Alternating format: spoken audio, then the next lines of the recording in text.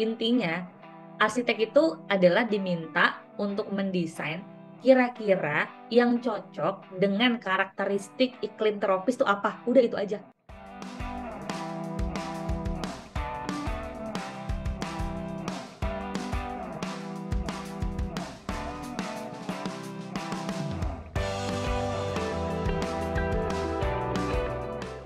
Terima kasih sudah hadir kembali dalam acara program dari Katalog Pro. Tetapi berbeda, hari Rabu ini kita tidak membahas mengenai Product of the Week, tapi kita akan membahas mengenai Pro Talk Special Edition bersama Ondulin. Dan juga kita akan membahas mengenai sayembara yang akan diadakan Ondulin. Jadi pastikan untuk Bapak Ibu dan rekan-rekan menyimak acara ini sampai berakhir karena nanti akan ada hadiah spesial untuk teman-teman semua. Dan sekarang kita lanjut aja, langsung saja kita sapa kedua narasumber kita. Di sini kita sudah kehadiran Mbak Reza Siregar dari Ondulin. Halo, selamat siang. Selamat siang, Mbak. Oke, dan kemudian kita akan menyapa sumber kita berikutnya. Di sini ada Mas Astun Karahadian sebagai juara OGRA di 2017 dan juga sebagai prinsipal di KM0 Studio Architect. Selamat siang, siang semua. Selamat siang. Ya, selamat siang, Mas Uka, Mbak Reza. Oke, siang, Mas. Mungkin kita langsung masuk ke Mbak Reza nih, Mbak. Sebagai chairwoman di OGRA 2023, boleh dikenalin OGRA itu apa dan seperti apa konsep untuk sayembara OGRA ini, Mbak? Silakan. Oke. Thank you buat waktunya Mbak Aziza, Mas Bayu. Hai Mas Uka, apa kabar? Sehat ya Mas? Sehat, Alhamdulillah. Oke. Selamat juga, kan? Sore. Alhamdulillah sehat. Selamat sore teman-teman semua. Thank you buat waktunya, buat kesempatannya. Hari ini saya akan menceritakan detail terkait dengan Ondulin Green Roof Award 2023. Tetapi sebelum kita masuk ke materi sayembara desainnya, saya ada sedikit perkenalan tentang Ondulin.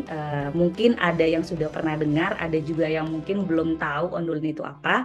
Jadi di slide pertama saya akan cerita tentang apa itu Ondulin. Jadi kita adalah produsen untuk atap bitumen atau atap aspal. Jadi kita udah hadir di 100 negara dan kita juga di sini fokusnya adalah produk daur ulang. Jadi lebih dari 80.000 ton fiber selulosa itu telah kita daur ulang per setiap tahunnya. Dan juga kita tidak meninggalkan jejak karbon yang banyak. Kita jejak karbon positif, karbon footprint-nya itu hanya 4,066 gram CO2 per meter perseginya. Nah, kalau secara general kita saat ini dari awal terbentuk sampai dengan di 2023 ini kita sudah mendistribusikan atau menjual lebih dari 10 miliar meter persegi atap di seluruh dunianya. Oke, kita next. Ini sejarah singkatnya aja. Jadi sebenarnya Ondulin itu bukan perusahaan baru. Kita sudah berdiri dari tahun 1944 dan kalau dilihat di sini kita masuk itu di tahun 2014 dan kita Ondulin adalah bagian dari Kingspan Group. Next-nya. Ini milestone di Indonesia. Kalau dibilang tadi baru masuk di tahun 2014, tapi secara produk sebenarnya kita sudah masuk dari tahun 1970. Jadi melalui importir lokal biasanya yang ada di Pinang Sia tuh itu Ondulin udah diimpor langsung. Dan kalau teman-teman lagi jalan ke Balikpapan ada satu villa namanya Villa Ani, itu dia masih menggunakan atap kita sampai dengan sekarang yang which is umurnya itu sudah hampir 30 tahun. Jadi produknya masih tetap terpasang dengan baik, berfungsi sebagai atap, yang berubah hanya di warnanya saja, warnanya udah belang-belang gitu. Nah, kita masuk di tahun 2004 pasca tsunami Aceh, kita berkolaborasi dengan Badan Recovery Nasional BRR untuk membangun lebih dari 4.500 perumahan dan juga fasilitas umum. Sejak di 2004 pasca tsunami kita resmi official berdiri di Indonesia, lalu Ondulin semakin tahunnya berkembang.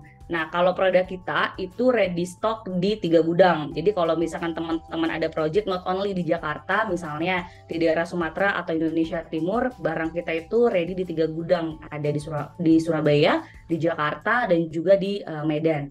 Saat ini produk Ondulin sudah memiliki SNI. Jadi kita menginisiasi untuk sertifikat SNI atap bitumen di Indonesia. Dan juga Ondulin sudah memiliki pabrik. Kita sudah ada pabrik di Pasuruan.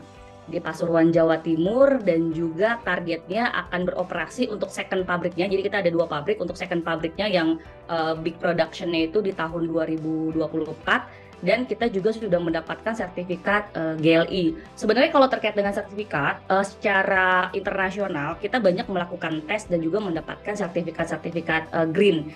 Tetapi kita juga mau menyesuaikan agar produk dan tes yang dilakukan terkait dengan parameter green product itu berdasarkan dari standarisasi di Indonesia dan merefer kepada produk yang memang sudah dites di SNI. Makanya kita berinisiasi untuk melakukan sertifikasi terkait dengan Green Label Indonesia. Oke, next-nya.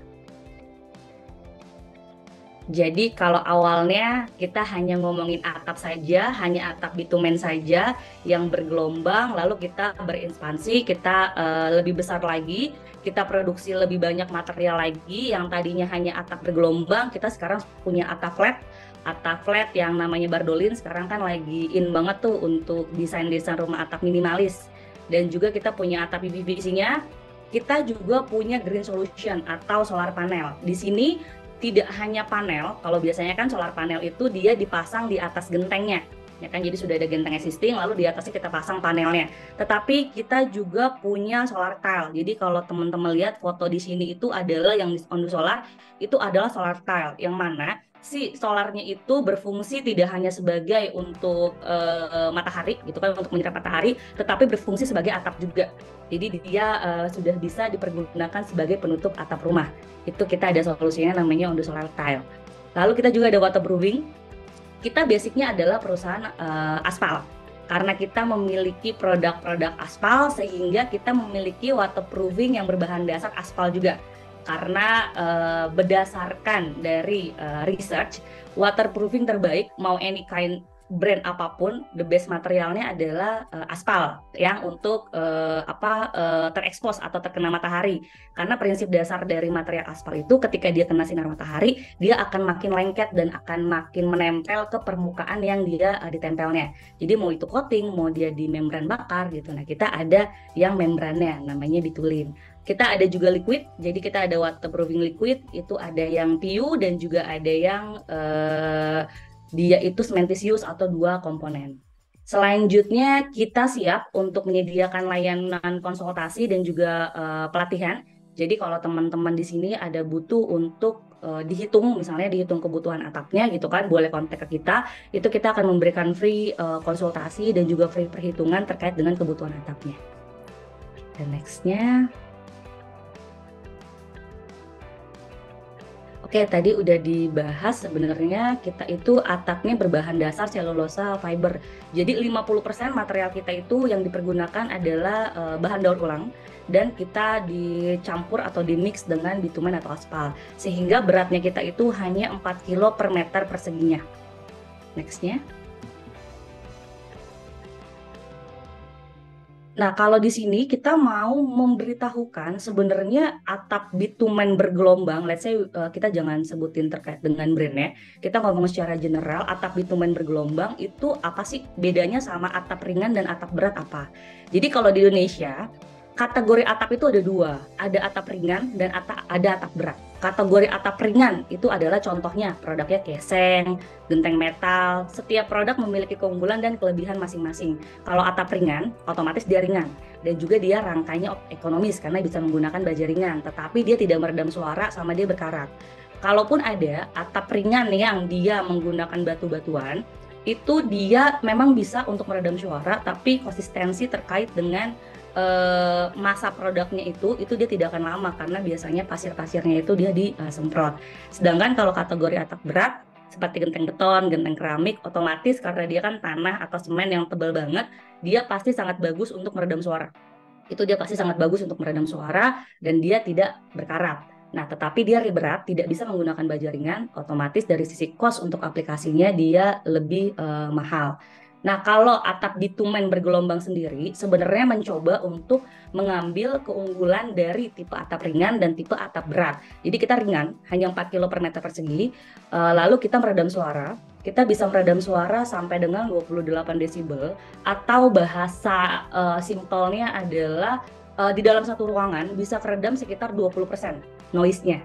Lalu kita tidak berkarat karena kita tidak mengandung unsur besi, tidak mengandung unsur metal, dan kita juga bisa menggunakan baja ringan. Nah, kalau ditanya lalu kelemahannya apa? Tadi kan kita ngomongkan kelebihan dan kelemahannya. Atap bitumen bergelombang adalah kategori atap yang fleksibel. Fleksibel dalam artian dia bisa diaplikasikan untuk desain-desain rumah yang atau bangunan yang setengah lingkaran sampai dengan 180 derajat, atau dibuat desain ke atas seperti desain-desain rumah gadang. Jadi kalau mau bikin dom atau kubah-kubah seperti lapangan olahraga, nah itu ondulin tuh bisa langsung dilengkung sampai dengan 180 derajat. Karena sifat dari materialnya ini yang fleksibel, sehingga jarak rengnya tidak boleh dibuat panjang. Jadi kalau ondulin itu kan dia 2 meter, nah persepsi orang, oh ini mirip sama seng. Karena persepsi orang ini mirip sama seng, sehingga jarak rengnya itu dibikin di 80 cm. Nah ini membuat produknya itu nanti bisa menjadi melendut. Makanya sarannya kita untuk jarak reng itu adalah di 45 untuk menghindari produknya ada failed atau kerusakan. Gitu. Ini kurang lebih keunggulannya. Nextnya. Ini cuma jalur distribusi saja, jadi kita sudah tersedia dari Aceh sampai dengan ke Papua. Di Papua kita juga ada rekan bisnis kami di sana. Nextnya. Ini beberapa project reference, jadi di sebelah kiri nomor 2 itu adalah salah satu atap tipe yang dome gitu kan, jadi kita bisa dilengkung. Ini beberapa referensinya. Next, kalau teman-teman lihat yang membedakan itu sebenarnya kita di warnanya tuh kita tritun, jadi kalau sudah terpasang tuh kelihatan warnanya cantik. Biasanya itu bisa membuat nilai suatu bangunan atau secara arsitektur tuh menjadi lebih cantik, lebih bagus gitu, karena kalau kita kan ngelihat suatu bangunan tuh nggak ngeliat dari bawah ke atas, pasti ngeliat dari atas ke bawah gitu. Nah jadi kalau penutup atapnya, penutup bangunannya itu dia memiliki desain yang artistik, dia memiliki desain yang cantik, material warnanya juga cantik, sehingga secara overall tuh bisa membuat nilai suatu bangunannya tuh lebih baik, lebih ada nilai tambahnya. Next, sekarang kita masuk ke slide Ogra. Jadi ini brief general terkait dengan Ogra. Ogra sendiri sebenarnya bukan satu kompetisi baru, ini satu kompetisi yang sudah hadir dari tahun 2013. Idenya pada saat itu adalah kita mencoba untuk memperkenalkan teknologi atap bitumen itu seperti apa ke teman-teman arsitek, dan kita mencoba untuk membuat satu wadah, kira-kira teman arsitek itu sukanya apa ya. Nah kita mencoba bikin satu wadah, kita bikin satu kompetisi desain secara independen.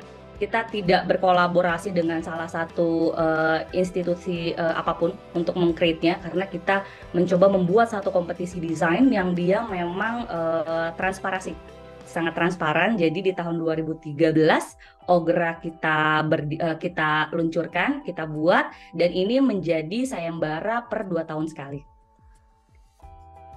Lalu kalau kita cerita terkait dengan sejarah Ogra, jadi dari awal, karena kita kan perusahaan atap ya, kita perusahaan atap, jadi kita dari tahun pertama di tahun 2013 sampai di tahun 2021 kita mengangkat tema tentang desain atap. Di tahun 2013 untuk pertama kalinya kita masih pakai konsep yang general banget, kita angkat tema tentang tropical green roof design. Lalu di tahun 2015 kita mencoba membuat yang lebih spesifik, kita mengangkat tema tentang future green roof house design. Dan di tahun 2017 pada saat itu Kementerian Pariwisata lagi up terkait dengan destinasi wisata-wisata di Indonesia. Jadi lagi nge-highlight tuh tentang pantai-pantai, daerah-daerah yang indah, kalau nggak salah ada 10 destinasi di Indonesia. Nah akhirnya kita mencoba mengangkat tema tentang bangunan desain atap pinggir pantai. Lalu di tahun 2019 salah satunya yang berpartisipasi salah satu narasumber kita yang ada di sini, nanti beliau akan bercerita lebih detail lagi. Di tahun 2019 kita mengangkat tema tentang tropical green roof system, karena pada saat di 2019 lagi up nih terkait dengan mulainya solar panel, green roof ya kan. Nah kita mencoba mengangkat tema tentang tropical green roof system. Di tahun 2021 kita mengangkat tema tentang tropical roof with ecological clean energy and passive design. Jadi ini adalah tema-tema yang ada kita buat dari tahun 2013 sampai 2021, yang mana jurinya itu bervariasi. Di tahun pertama itu kita angkat dan kita mengajak itu Mas Mamo, kita ajak Mas Mamo, kita juga ada itu Mas Andre Martin. Nah, itu beberapa juri yang ada untuk membantu OGRA. Nah, kita melihat ada potensi bahwa OGRA ini bisa kita kolaborasikan dengan teman-teman di Asia. Makanya di tahun 2023 ini sebagai peringatan anniversary ke-10 kita mencoba mengajak teman-teman di Ondulin Asia untuk berkolaborasi dan menyayangi secara Asia.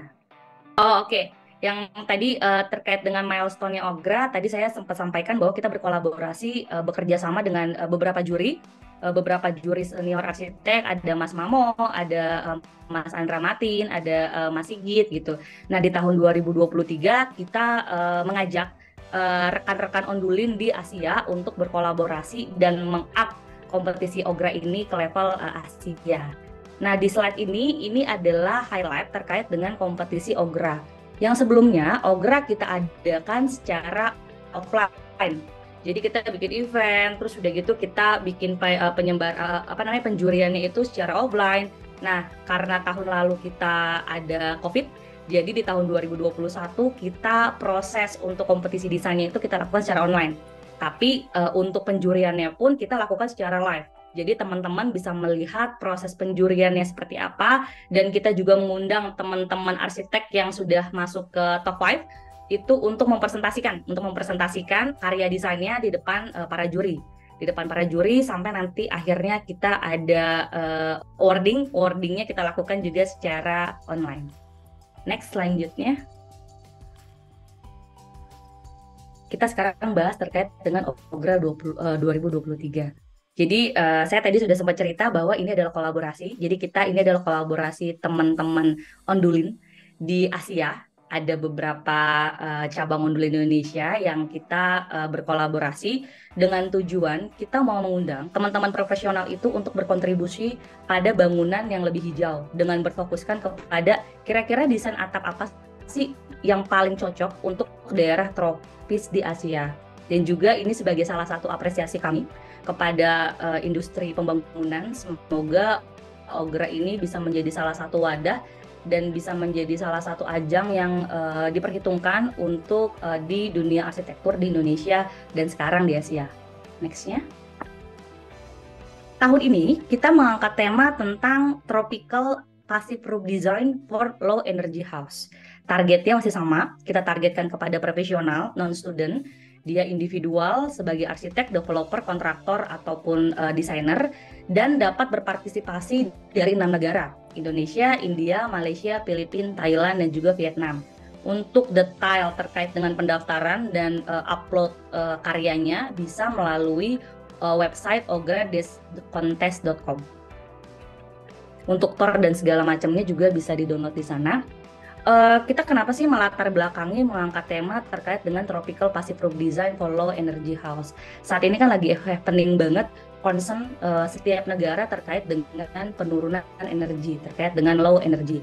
Dan kita melihat kita memulai dari skup yang paling kecil, yaitu bangunan atau rumah. Karena kita melihat saat ini bahwa yang memberikan efek energi paling besar adalah bahan material, adalah bahan bangunan gitu. Makanya dengan desain ini, dengan kompetisi desain ini, kita mencoba mengangkat terkait dengan konsep passive design untuk low energy house. Kita mencoba untuk mengajak teman-teman arsitek untuk sama-sama concern terkait dengan isu lingkungan ini. Kira-kira material apa sih yang cocok, yang dapat dipergunakan untuk menurunkan emisi energi yang diaplikasikan kepada bangunan. Fokusnya adalah desain tersebut bisa cocok untuk daerah iklim tropis. Garis bawahnya itu sih. Jadi sebenarnya garis bawah dari konsep desain ini adalah sayembara tahun ini adalah bagaimana teman-teman arsitek bisa menuangkan konsep idenya terkait dengan rumah yang cocok untuk daerah tropis itu seperti apa. Karena daerah tropis ini karakternya macam-macam. Ada yang padat penduduk, yang dia kanan kirinya dempet-dempetan, ada dia yang dataran tinggi, ada dia yang di lembah, ada dia yang di pinggir pantai. Nah, pemilihan site itu juga sangat penting gitu. Jadi fokusnya di kompetisi ini, pilihlah site, ceritakan kondisi site yang ada di sana seperti apa, lalu buatlah konsep bangunan dengan tipe atap yang cocok untuk karakteristik di daerah atau di site tersebut. Kurang lebih seperti itu kenapa kita angkat tentang tema ini. Next-nya. Syarat karya saya nggak akan ngebahas banyak, jadi teman-teman bisa download tornya di website ogradescontest.com. Di sana untuk tornya itu masih menggunakan bahasa Inggris, mungkin nanti di sini di chat bisa di share ya, tim saya mungkin bisa share untuk tor yang bahasa Indonesianya, jadi nanti bisa dicek di sana. Next-nya. Ini ada kriteria penilaian. Kriteria penilaiannya kita bagi menjadi beberapa percentage. 30% yang pastinya harus menampilkan strategi inovasi pasif roof design itu seperti apa untuk iklim tropis. Lalu 20%-nya itu desain harus menghubungkan secara sistematis antara pasif roof design-nya sama keseluruhan desain bangunannya. Karena kan nggak mungkin kita berfokus kepada atapnya aja terus bangunannya nanti dibuatnya salah-salahan gitu, karena kan itu integrated design, integrated pembangunan gitu, bangunan suatu rumah. Lalu di sini 25%-nya kita harus melihat kinerja desain pasif atapnya itu yang dijelaskan secara analisa kuantitatif. Jadi ada anggarannya, proyeksi biayanya, sama metode desain atapnya. Ini biasanya berpengaruh terkait dengan pemilihan bahannya. Nah, di poin 20% ini untuk materialnya tidak diwajibkan menggunakan produk Ondulin. Jadi teman-teman arsitek boleh menggunakan material lokal konten juga. Jadi bisa menggunakan material lokal area gitu kan. Boleh menggunakan brand apapun. Tidak diwajibkan menggunakan atap Ondulin selama produk tersebut bisa memenuhi kriteria dari desain yang memang sudah ditentukan. Lalu 5%-nya yang pasti bangunan itu memang bisa diaplikasikan. Jadi bukan hanya sekedar desain, tapi memang desain itu dia bisa diaplikasikan. Dan untuk tambahan juga, desainnya itu nggak perlu harus desain real. Jadi boleh hanya konsep atau idea saja. Yang penting adalah pada saat membuat desain atau idea tersebut, memang ada site-nya real. Jadi misalnya pemilihan areanya di daerah Tanjung Priuk, Jakarta Utara, kondisinya seperti apa. Nah, teman-teman juga mungkin apabila ada stay di luar negeri gitu kan, di 6 negara yang tadi gitu kan, terus mau ikut berkompetisi desain di sini, boleh menggunakan site yang ada di luar negeri juga. Misalnya kerja di Malaysia, ngambil di daerah Penang gitu, di daerah Pantai Nana gitu kan, itu boleh juga. Next-nya. Jadi saya mau nanya nih, jadi berarti kalau untuk site-nya sendiri bebas ya, terserah peserta ya untuk menentukan site-nya ya? Ya, boleh, bebas untuk pemilihan site-nya boleh ditentukan oleh peserta. Oke, baik. Lokasinya akan ada di Indonesia, cuman lokasinya belum kita tentukan antara di Jakarta atau di Bali. Juri akan kita invite, kita juga akan undang teman-teman arsitek dan juga media. Dan seluruh karya submission yang masuk kita akan bukukan secara eksklusif di buku Ogra 2023 dan akan kita terbitkan, dan seluruh peserta akan mendapatkan sertifikat. Nah, terkait dengan sertifikat ini biasanya teman-teman arsitek nih ada yang dia perwakilan dari perusahaan dan pengerjaannya itu dalam grup. Jadi mungkin dia kebetulan lagi mengerjakan satu proyek dan dikerjakan secara grup. Nah, yang disubmit memang satu nama. Contoh nih, saya mau ikut kompetisi ini, member saya satu grup tuh ada 5 orang. Tapi saya cuma mendaftarkan satu nama saya saja. Nah, tapi 4 yang lainnya tuh bisa dapat sertifikat. Caranya gimana? Nanti begitu sudah submit, kirim email ke kami, nanti list namanya itu yang 4 siapa aja. Jadi kelima-limanya di satu member grup ini itu bisa mendapatkan sertifikat. Tapi yang diundang untuk acara satu orang. Nah, nanti kalau misalkan temennya yang lain mau berpartisipasi datang, itu boleh. Jadi karena acara, hotel, pesawat itu akan ditanggung oleh Ondulin. Lalu selanjutnya kita akan mempublikasikan melalui media digital. Dan untuk juara top 5 ini nggak cuma juara pertama dan juara kedua, itu akan menjadi pembicara untuk acara-acara Ondulin secara Asia. Jadi tidak hanya untuk di Ondulin Indonesia saja. Jadi kita akan berkolaborasi sama teman-teman arsitek biar ada sustain activity yang kita lakukan sama teman-teman arsitek. Oke. Nah, Berarti Next. tadi seperti yang Mbak Reza sampaikan, satu tim boleh sendiri atau boleh berlima. Dan maksimal berapa Mbak untuk satu tim itu sendiri? Biasanya sih berdasarkan dari experience ya. Biasanya kalau dari experience rata-rata tuh empat orang. Biasanya kalau dari experience 4 orang gitu. Nah, tapi yang didaftarin itu hanya 1 orang. Nah, tapi kan Aja ya. 4 yang lainnya kan biasanya dia kan berkontribusi juga nih memberikan idea. Nah, mau dapat sertifikat juga gitu kan. Nah, itu biasanya kita bisa memberikan sertifikat untuk member yang lainnya. Oh, oke. Berarti tidak dibatasi ya sebenarnya untuk si tim itu sendiri, tetapi nanti untuk yang submission didaftarkan hanya untuk satu nama dulu gitu ya? Betul, betul. Oke. Siap. Silakan dilanjut, Mbak. Oke, nextnya. Oke, ini batas waktu pengumpulannya sampai dengan minggu depan di tanggal 30 September 2023 waktu WIB. Jadi waktu Indonesia Barat WIB, karena biasa suka nanya batas waktunya menggunakan waktu mana nih gitu kan. Kita menggunakan waktu WIB. Jadi batas waktunya 30 September 2023 di jam 00 ya. 23.59 WIB. 1 menit, 1 menit. Oke. Oke, untuk uploadnya teman-teman bisa upload di ogra-contest.com. Untuk videonya nggak usah kita show, boleh ke next slide-nya aja. Saya mau memperkenalkan juri-juri. Jadi ada 4 juri yang ikut di sayembara ini yang akan menjadi juri kita. Yang pertama adalah Olivier sebagai director dari Ondulin Asia Pasifik. Boleh ke next slide biar saya perkenalkan background-nya sekalian. Olivier dia sebagai perwakilan dari Ondulin, tetapi Olivier juga memiliki latar belakang yang cukup paham terkait dengan Asia, karena beliau cukup lama pindah dari satu negara ke negara lain untuk di negara-negara Asia, dan saat ini beliau stay ada di Filipina. Jadi walaupun sebagai juri perwakilan dari Ondulin, tetapi beliau juga memiliki background dan sudah mengetahui terkait dengan situasi di Asia itu seperti apa untuk iklimnya. Dan dia juga menjadi presiden dari konstruksi komite of the Europe Chamber of the Commerce di Korea. Jadi dia cukup lama juga stay di Korea, dan dia cukup sering sebagai speaker untuk level Asia dengan mengangkat topik tentang pembangunan yang sustainable di industri bahan bangunan.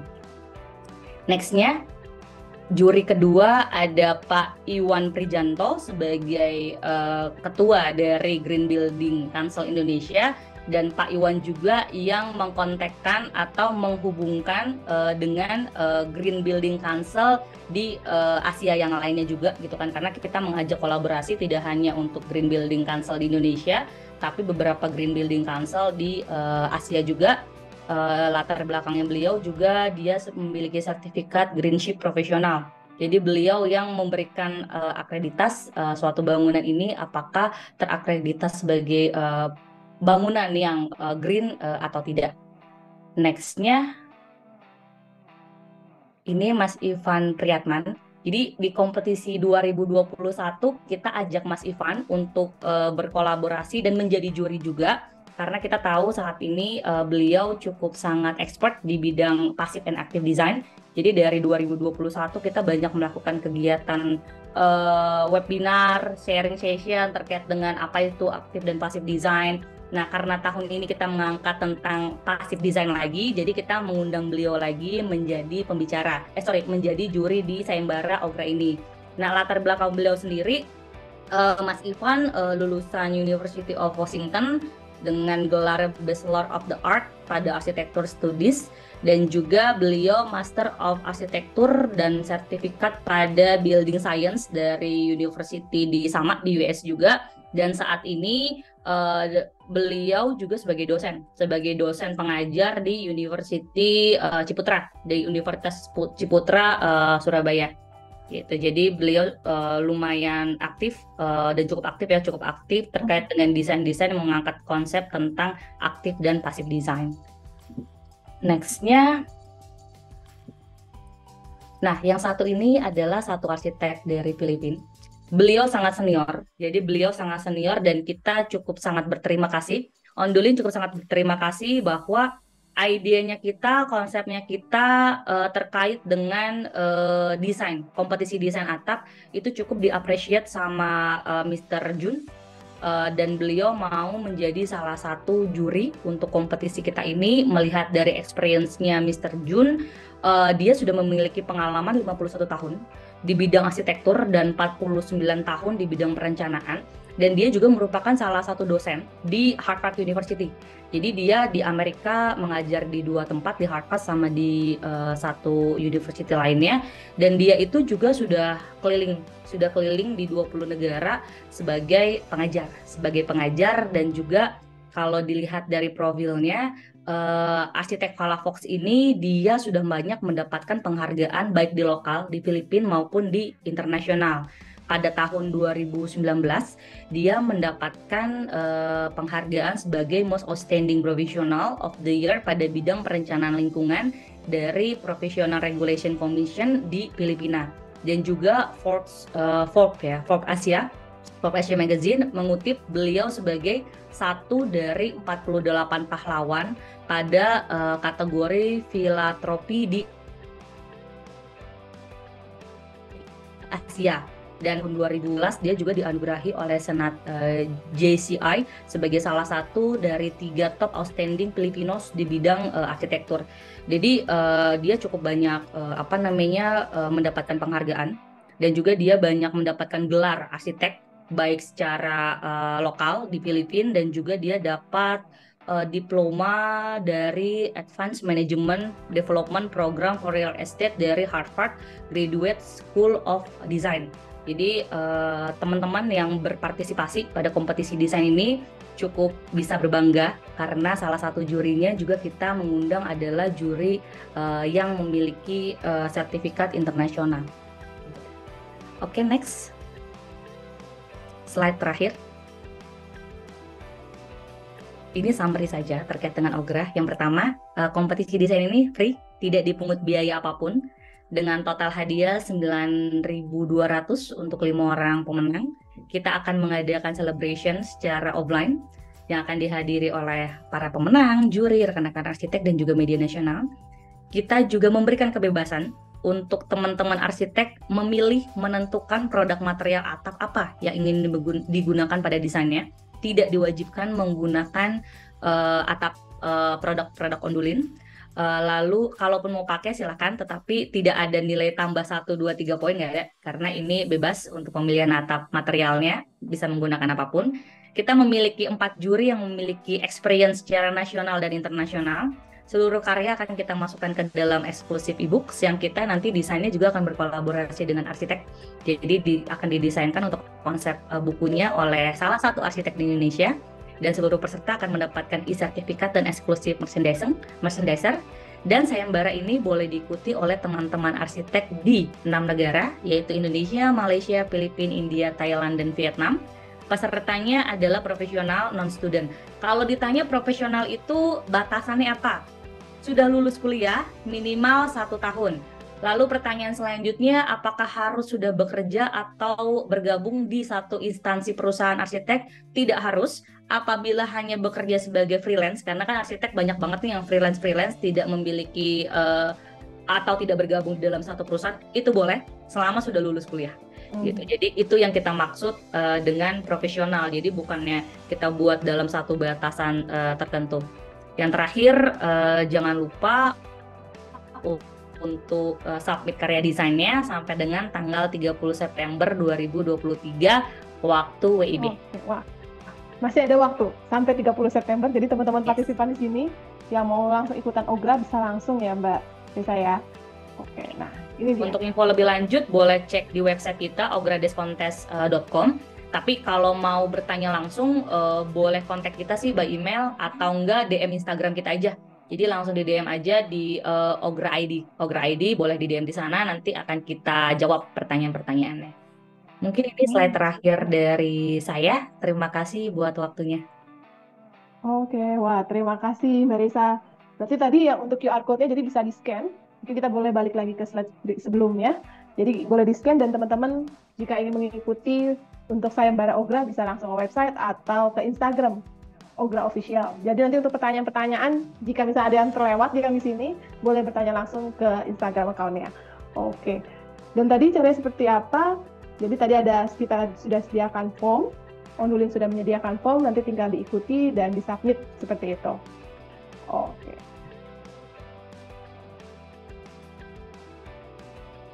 Oke, nah ini dia.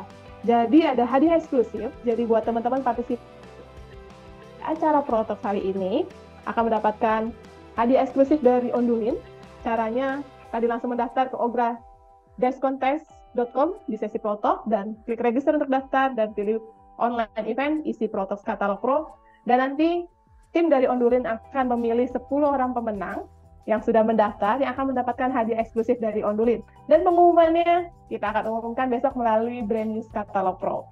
Seperti itu. Oke, terima kasih Mbak Reza. Mungkin kita akan langsung masuk ke pemaparan selanjutnya nih. Kita sudah kehadiran Mas Astungkara Handian atau Mas Uka panggilannya. Nah, Halo semua. Selamat siang menuju sore. Mas. Ya, halo, selamat jam 3 semuanya. Nah, tadi Mbak Reza sudah banyak sharing cukup detail dan panjang gitu ya, bagaimana apa itu Ogra, yang apa namanya perlu dipersiapkan untuk ikuti sayembara Ogra ini. Nah, ini Mas Uka salah satu juara di Ogra 2017 ya, Mas Uka ya. 2017 dan juga Mas Uka sekarang sebagai prinsipal kilometer 0 arsitek ya, Mas. Nah, sebelum kita masuk Mas Uka bisa sharing tentang pengalamannya ikut Ogra ini, kita pengen tahu sedikit profilnya kilometer 0 arsitek ini tuh seperti apa sih Mas, dan apa sih ruang lingkup pekerjaan yang sudah dikerjakan? Kurang lebih perlu share atau ngomong boleh sambil share juga boleh sebentar ya. Cerita sedikit tentang KM0. Udah tahu lah pasti ya, KM0 tuh apa ya, nama yang gue ambil dari kayak semua orang kalau diriin kota di Indonesia tuh apa namanya, ada acuannya, ada titik pertamanya. Nah, titiknya itu adalah KM0 gitu untuk bangunan. Nah, di situ terus apa namanya ya, gue bikinnya filosofinya seperti itulah. Jadi KM0 Studio tuh ngelihat semua proyek tuh sebagai KM0. Jadi emang gue tuh ngelihat lagi tuh apa namanya KM0-nya dia tuh apa, orang ini tuh maunya kayak gimana gitu. Terus kita coba lihat aspek-aspek yang ada di apa namanya proyek tadi, gimana kita bisa masukinnya gitu. Terus solusi-solusi apa yang bisa kita kasih ke apa namanya ke klien di sana gitu. Tapi emang kadang-kadang memang kita, makanya saya selalu bilang kalau ada yang nanya, Mas per meter berapa gitu, waduh gue paling nggak bisa jawab karena emang setiap site tuh unik gitu tuh. Pasti ada meter solusi. Lari, Pak, gitu ya Mas. Karena emang setiap solusi tadi gue bilang setiap site tuh unik gitu. Jadi emang nggak semua solusinya bisa sama gitu. Jadi emang kalau ada orang bisa netapin tuh kadang-kadang berpikir, wah ini dari mana ya gitu, apakah dia udah punya template gitu. Padahal setiap site tuh kadang-kadang memiliki keunikan dan punya tantangan tersendiri gitu. Nah, memang kita harus ujungnya emang bikin bangunan yang selaras sama konteks fungsinya. Sebenarnya kalau itu kan secara konsepnya ya. Sebenarnya sih ini gue emang dari dulu gue kuliah di Jogja dan emang orang tua dari Jogja. Jadi emang sering pulang ke Jogja gitu ya. Terus Jogja tuh salah satu yang KM0-nya hidup gitu. Titik KM0-nya. Jadi emang kalau kita mau ngumpul pasti kadang-kadang nongkrong di mana nih? Kita nongkrong KM0. Makanya KM0 tuh selalu rame. Makanya kalau Pak Jokowi lagi ke Malioboro, itu pasti rame. Karena memang istananya tuh di KM0 gitu. Jadi emang makanya rame banget gitu. Terasa yang benar-benar urban space-nya hidup tuh. Waktu di Indonesia sebelum sekarang banyak ya urban space yang hidup ya. Kalau kita ngomongin kota gitu atau kota, salah satu yang hidup tuh adalah di Jogja dulu. Salah satu di KM0-nya ini gitu. Dari ujung Malioboro sampai dari ujung Minagaruda lah sampai ujung KM0. Itu salah satu area urban yang hidup gitu. Makanya sebenarnya gue ngambil itu sih apa namanya sedikit filosofi dari yang gue udah pernah ngalamin dari situ, terus gue coba masukin ke nama studio gue gitu di sini. Itu sih intinya sih kalau KM0. Kalau gue sih lulus masuk kuliah di UGM tahun 2005, lulus sebenarnya 2009 cuman nggak 4 tahun persis karena harus KKN, karena orang KKN-nya sebenarnya di semester 6 ke 7, tapi gue waktu itu magang, gue milih magang soalnya walaupun emang gak wajib magang, tapi gue milih magang soalnya di magang itu gue mikir gue akan dapat jam terbang gitu. Ya, apa namanya, untuk bisa ngadepin dunia realnya nanti gitu. Terus gue baru lulus karena malas bikin portofolio di tempat yang dulu dia magang. Dulu dia arsitek, beliau almarhum ada arsitek di Jakarta, terus bikin studio di Jogja. Kebetulan pas saya habis lulus, terus saya masuk ke studio beliau almarhum. Terus sekitar 2 tahun saya belajar di situlah, pertama kali ngerjain gambar kerja di situ juga karena kantor-kantor baru. Jadi emang saya, kalau kantor udah ada tuh enaknya gambar kerjanya udah ada gitu. Contohnya kita tinggal bikin gitu, kayak kita bikin standar sendiri. Jadi emang belajar apa ya, belajar semuanya sendiri lah waktu itu gitu. Jadi emang ya kebetulan tuh dapat tempat yang apa ya, bikin banyak belajar gitu. Kalau emang sistem kantor udah jadi tuh enaknya ya kita tinggal udah kerja udah ada sistem gitu. Tapi ini waktu itu emang kantor baru, jadi belum ada sistem. Jadi kayak apa ya, kita juga belajar di situ sambil bikin sistem buat kantor itu gitu. Terus kita pindah ke Abodei. Saya pindah ke Abodei tahun 2011 Januari persis. Itu juga Abodei habis bedol desa, jadi nggak ada senior. Jadi istilahnya mau nggak mau saya harus apa ya, bangun lagi dari awal gitu ya Mas? Harus apa ya, puber kayak harus lebih cepat dewasa dibanding waktunya. Orang-orang misalkan ada pertanyaan yang untuk senior gitu. Kalau kita dulu ada enaknya kalau ada senior kita bisa tanya gitu. Kalau kita nggak tahu gitu ya, kita nggak tahu ini kita bisa tanya. Tapi kalau misalnya nggak ada senior tuh kita yang harus jadi senior di situ, dan ya kita harus belajar 2 kali gitu. Jadi kayak misalkan ya kenapa waktu itu bilang oke lah semua orang udah tahu ya Abodei suka lembur gitu. Sebenarnya kita bukan mau lembur gitu, tapi kita nggak tahu apa-apa gitu. Jadi emang waktu itu gue emang nggak tahu apa-apa, jadi gue belajar gitu makanya supaya gue tambah ilmu gitu, kayak oh ini gimana, ini seperti apa, sistem ini gimana gitu. Di situ gue belajar dan tuker pikiran dari anak-anak yang lain-lain gitu, misalkan dari anak-anak dari Parahyangan, dari universitas lain lah gitu. Jadi emang jadi dapat pandangan lah gitu untuk ternyata nggak, arsitektur tuh nggak melulu seperti ini gitu, tapi emang kita bisa melihat perspektifnya lebih luas gitu di Abodei.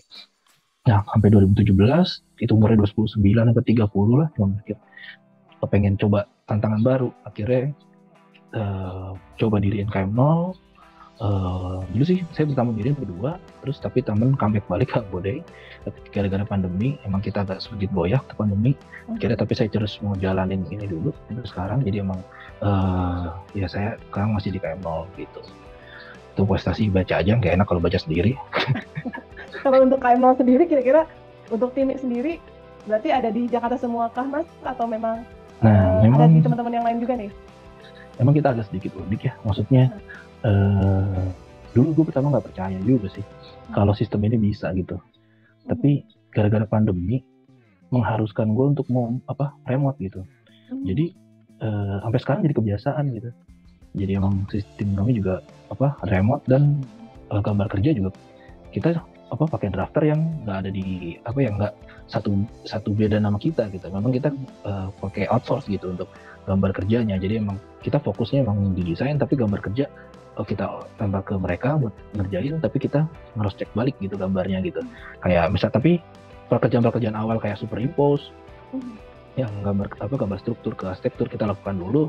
Kasarnya kalau gambar kerja itu udah tinggal mereka rapiin gambar kita gitu. Jadi emang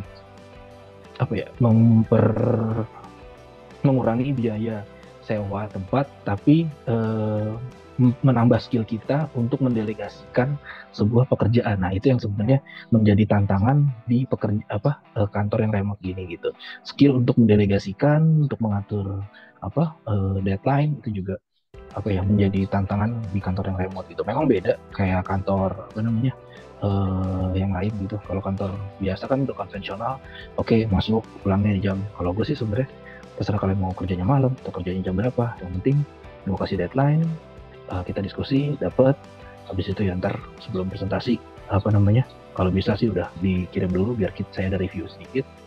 Kalau emang udah cocok ya langsung gas gitu. Ya intinya sih ya tadi kita belajar untuk manajerial lah gitu, mendelegasikan gitu. Itu emang trikinya di situ lah gitu. Wah, menarik. Dan untuk Ogra sendiri nih Mas, seperti apa sih? Jadi penasaran, kayak apa sih desain waktu itu atau konsep yang diajukan ke Berarti langsung aja nih? Ogra? Iya boleh Mas, langsung aja. Oke. Kemarin tuh lombanya 2017 kalau tadi dilihat emang kita tentang apa ya, pondok wisata. Dulu tuh lagi marak-maraknya tentang apa ya, homestay gitulah di Indonesia tahun segitu ya, tahun 2017 gitu ya. Nah terus ini judulnya Turun Beruga, nanti saya ceritain kenapa namanya Turun Beruga gitu. Mungkin orang-orang bisa duga-duga dulu sekarang. Next. Nah gue tadi bilang Mandalika tuh tahun 2017 baru diresmikan sama Presiden Joko Widodo ya sebagai kawasan ekonomi khusus. Nah pasti ke depannya banyak investasi pembangunan. Dulu nih Mandalika sirkuit belum dibangun, baru ada pandangan gitu. Akhirnya sekarang sirkuit Mandalika udah dibangun ya gitu. Nah kalau pembangunannya nggak hati-hati, pasti akan kehadiran bangunan yang nggak mencerminkan kearifan lokal gitu. Kayak kemarin nih ada yang di Bali bangunnya Dubai banget, semuanya protes sampai Mbak Niluh, aktivis Bali yang terkenal juga mensuarakan hal tersebut. Akhirnya bangunan yang sudah dapat IMB tersebut katanya dibatalkan, tidak bisa dibangun karena bangunannya sangat Dubai gitu. Maksudnya itu bukan Bali banget gitu. Memang akhirnya kita kan bangunnya di Indonesia, walaupun investornya dari luar, arsiteknya dari luar, tapi dia dibangun di Indonesia. Sendiri kita punya apa ya? Punya pakem yang harus tetap mempertahankan kalau ini tuh di Indonesia gitu. Kadang-kadang kita terus nggak bisa terus apa ya, menjadikan kita bisa ceplok-ceplok aja nih, ambil aja di bangunan di London, set, ceplok sini, set, ambil aja bangunan sini, set, Amerika, maksud, oke, modelnya Amerika, tapi ke sini kita perlu ada adjustment juga gitu. Kayak di Amerika pakai kayu, Indonesia nggak bisa pakai kayu, jadi kita harus tetap pakai strukturnya beton karena kita di daerah gempa gitu ya. Pasti kita nggak mungkin pakai struktur kayu, bisa pas lagi gempa roboh gitu kan. Logika secara struktur itu cuma secara bandingin. Nah ini juga waktu di Bali bangunannya sangat Dubai banget. Nah itu makanya kemarin intinya keresahan gue tuh di situ gitu. Kenapa gue kemarin ngambil site ini gitu. Ini kalau tadi bilang site-nya bebas, bener bebas banget. Saya juga bingung habisnya. Terus saya karena nggak ada orang di Kuta Lombok, jadi saya ngambil sebagian kawasan di Mandalika yang di Lombok. Ini sebenarnya Lombok masih besar lagi. Saya ngambil yang kecil doang kawasannya. Nah situ ada Teluk Kuta, ada Pantai Seger, ada Teluk Serenting, Teluk Aan, dan ada Teluk Lupuk. Saya ngambil itu di antara Pantai Seger sama Teluk Kuta. Gitu kayaknya ini bakal jadi potensi yang enak nih. Gitu untuk apa namanya sebagai sebagai tempat pariwisata gitu. Karena madepnya sebenarnya ke timur tenggara, selatan, ke arah barat gitu. Jadi bisa lihat sunset gitu ya. Jadi emang kemarin mikirnya juga gitu. Sampai benar-benar dipikirin loh ya, lokasi terbaiknya lihat sunset karena kan masih jadi tempat apa ya, inceran semua orang dari sunset. Iya gitu, maksudnya kan sekarang ini tempat kita dapetnya pinggir pantai Mandalika. Sekarang kita mau ngeliatnya sunrise atau sunset gitu kan. Kayaknya orang lebih suka sunset ya. Sunrise kebanyakan orang Indonesia bangunnya siang. Bangun pagi, betul. Gitu maksudnya. Kalau lihat teman-teman saya janjian pagi itu jarang. Makanya berangkat jadinya berangkat siang terus teman-teman saya. Gitu ya, walaupun saya morning person ya. Saya lebih suka kalau meeting pagi karena emang begitu sore capek udah di rumah istirahat gitu daripada pas malam-malam gitu. Cuman saya ngeliat habitual activity orang Indonesia tuh seperti itu, jadi kayak lebih prefer ke arah sunset gitu di sini. Nah dari formnya sih kemarin mikir kan apa sih bangunan yang unik nih di suku Sasak. Nah terus gue lihat ada lumbung padi nih, menarik banget lumbung padinya ya bentuknya gitu kan. Nah di suku tradisional Sasak di desa Lombok bagian selatan tuh pas di Mandalika juga selatan sebenarnya ada area panggung di bawah lumbung itu. Lumbung ini sebenarnya lumbung padi, lumbung sebagai aula, dan aulanya terbuka itulah sebut beruga. Jadi bagian bawahnya tuh sebenarnya sebutannya beruga gitu. Jadi emang mikir ini kayaknya menarik juga nih formnya gitu. Bisa kita alkulturasi ke bentuk modern di dengan bangunan yang kita pengen bikin gitu, dengan ide yang kita mau bikin gitu. Terus kalau cuma 2 kayaknya kurang deh, kita masukin lagi ide satu lagi deh. Apa sih yang bisa kita angkat di situ? Ternyata di suku Sasak tuh terkenal sama kain tenun songketnya gitu. Jadi ini emang prosesnya tuh lama kalau bikin songket. Jadi kayak di Vietnam, di Indonesia itu tuh memang ada tradisi merajut benang dan akhirnya menjadi songket gitu. Kalau di Jawa ada batik, kalau di beberapa wilayah Indonesia kayak di apa NTT atau mana lagi ya, banyak lah yang songket gitu ya, itu memang pakai benang-benang satu persatu. Nah uniknya ini di di Lombok nih songketnya tuh lurus-lurus, mikir wah kayaknya bisa nih ya akal-akalin jadi elemen yang elemen penting buat di fasad di bangunan ini gitu.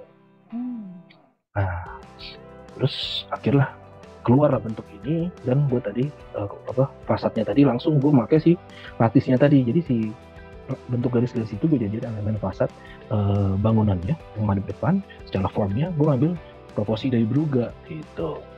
Jadi emang kayak gue tadi bilang, kain songket tuh prosesnya emang rajut benang satu persatu gitu.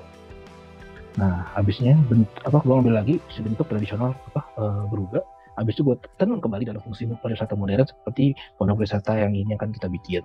Nah, kenapa namanya tenun Brugga? Ya di situ. Jadi gue seperti menenun lagi bentuk yang lama dan menjadi bentuk yang lebih modern gitu. Intinya sih kayak gitu ya. Jadi emang jalinan ceritanya tuh seperti itu gitu. Jadi proposnya ngambil bentuk Brugga, dia fasadnya ngambil vertikal menyerupai kain songket yang tadi gitu. Nah, kalau kita udah ngedesain, kita harus bertanggung jawab dong sama gimana bikin bangunan ini. Oke, kalau kita lihat dari atas dulu, misalkan bentuk bangunannya, kita mau pakai atap apa nih? Kita akhirnya gue kemarin memutusin untuk pakai amulin single model line. Ntar gue ceritain kenapa gue pakai itu, ada di slide itu. Terus struktur atapnya mau kayak gimana? Coba kita pikirin sedikit. Oke, struktur atapnya mungkin nggak ya? Kita bikin, oke, sepertinya mungkin. Fasad bangunannya seperti apa? Struktur utama bangunannya seperti apa? Nah di sini gue juga ada elemen lain ya gitu, kayak penghijauan sama turbin. Nanti gue ceritain di slide berikutnya kenapa ada turbin. Nah kenapa gue kemarin ngasih turbin? Karena dulu gue mikir Mandalika yang kemarin belum yang kayak sekarang nih, yang udah ada sirkuit sirkuit balapan gitu ya. Dulu emang masih beneran kosong tahun 2017 tuh. Jadi untuk mengatasi keterbatasan listrik sama air, gue mikir pondok wisata ini harus hidup sendiri nih. Gimana sih caranya hidup sendiri? Gitu kan. Dulu gue pernah belajar waktu zaman SMA, waktu gue cuma bagus fisika doang, jadi emang gue suka banget tentang listrik gitu ya. Jadi dimana energi itu nggak bisa logika energi nggak bisa dihilangkan tapi bisa disalurkan. Kenapa perlu ada turbin tadi? Turbin tadi menghasilkan energi gerak bisa kita menghasilkan listrik yang bisa kita simpan di generator tadi, di genset gitu. Jadi emang secara logikanya seperti itu ya. Jadi emang gue tuh pengen bisa pondok wisata itu hidup sendiri gitu. Jadi emang generator listriknya tadi bisa buat penerangan, perangkat elektronik. Nah terus mikir, ntar airnya dari mana ya? Gitu. Akhirnya gue bikin kayak payung-payung tanda hujan. Nanti gue tangkap, habis itu gue taruh di ground water tank, gitu ya. Nah habis itu kita salurinnya tadi pakai listrik tadi, gitu, buat ke atas. Jadi emang ekosistemnya tuh hidup sendiri pengennya untuk bangunan ini. Jadi emang kalaupun dibangun suatu saat ini bangunan emang udah secara sistem bisa sendiri gitu. Ini terlepas sekarang udah Mandalika udah bagus ya. Karena gue mikir waktu lihat 2017 daerah sana tuh beneran kosong gitu, nggak ada apa-apaan gitu ya. Bener-bener cuma pantai bagus-bagus doang. Gue mikir ya gue harus bikin sesuatu yang dia bisa hidup sendiri gitu, supaya mandiri untuk ngapainnya. Kalau kata Presiden Soekarno berdikari gitu ya, berdiri dengan kaki sendiri gitu. Nah kalau atap gini kan gue tadi mikir ya, pasti kan dia ada etik ya, pasti orang mikir wah pasti panas dong, etik. Oke, gitu. Nggak masalah gitu. Tapi kita coba pikirin solusinya. Akhirnya gue mikir kita bikin banyak cross ventilation lah di sini gitu. Makanya gue tadi mikir nambahin banyak jendela di sini untuk bukaan. Kalau bisa 4 sisi supaya terjadi cross ventilation gitu. Terus di bagian lantai pun gue bikin monsoon window gitu. Jadi udara itu selalu mengalirkan udara ke atas gitu. Jadi dari bawah ke atas itu pasti mengalir. Jadi supaya rumah itu iklimnya stabil. Jadi kita bikin supaya angin tuh tetap masuk di rumah itu gitu. Jadi kalau emang ada rumah yang panas banget, biasanya tuh nggak ada udara masuk gitu. Atau udara masuknya cuma sedikit sisinya. Kenapa rumah-rumah di Jepang tuh, rumah-rumah sekarang ya di Jepang tuh nggak ada yang menempel tetangga gitu, karena mereka pengen udah bukaan gitu sempat sisinya gitu. Lagi selain mereka mencegah untuk kebakaran, mereka juga supaya lebih dingin gitu secara cuacanya. Sedangkan kemarin di musim panas di Jepang itu bisa lebih panas dibanding Jakarta gitu. Misalnya di Jakarta kita cuma suhunya sekitar 27, di sana bisa 30-an. memang di sana sangat panas, makanya mereka udah persiapan dengan jarak dengan rumahnya gitu. Jadi gue mikir gimana untuk membuat pondok wisata ini memiliki jendela yang terbuka 4 sisi supaya terjadi cross ventilation. Makanya juga saya nambahin langsung window dari bawah supaya rumah ini makin muter udaranya gitu. Kita ke bagian denah. Di lantai dasar sih isinya cuman apa namanya? Halo? Iya, halo. Oh, oke, masih. Masih. Oke. Aman, Mas. Iya. Oke, lantai 1 teras. Terus ada penghijauan sedikit, pengen ada greeneries gitu sih, terus ada generator listrik, terus ada pintu masuknya di lantai 1. Nah, kalau lantai 2-nya tuh kita ruangannya ntar ada kayak ruang duduk-duduk, terus itu ada ruang makan, habis itu ada dapur, terus ada kamar mandi di sini. Untuk lantai atasnya, lantai mezanin ada kamar tidur, terus udah sih ruangan. Habis itu di sebelahnya sih ada turbin untuk dari sideline-nya ada turbin sama payung buat menangkap hujannya tadi. Sederhananya simpel aja sih, karena emang program ruangnya nggak bisa nggak aneh-aneh. Waktu dulu kalau nggak salah ada terbatasan luasan, jadi emang nggak bisa gede-gede, saya juga lupa. Kalau nggak salah dulu masih ngasih luasan, kenapa jadinya nggak terlalu besar yang sekarang gitu. Ingat cuman saya lupa juga tornya seperti apa, karena pas yang lihat yang lain juga punya saja yang lain bentuknya juga nggak terlalu besar gitu. Nah kemarin tadi kalau bilang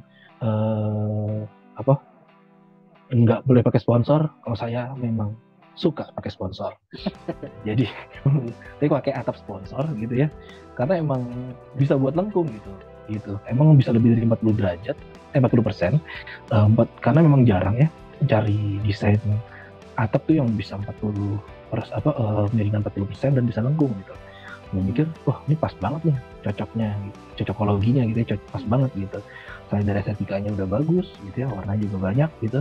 Terus juga tadi seperti Mbak Raisa bilang, udah memiliki keredaman sekitar 40 desibel, dan itu cukup enak gitu untuk ukuran atap gitu ya.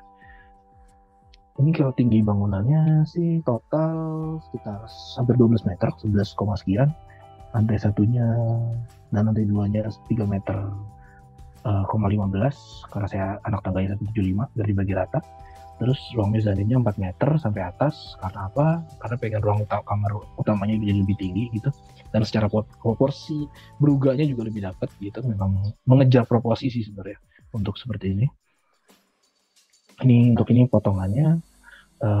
Salah satu kelebihan atap sponsor ini adalah tahan terhadap macam cuaca dan cocok terhadap daerah rawan gempa, karena udah tersertifikasi.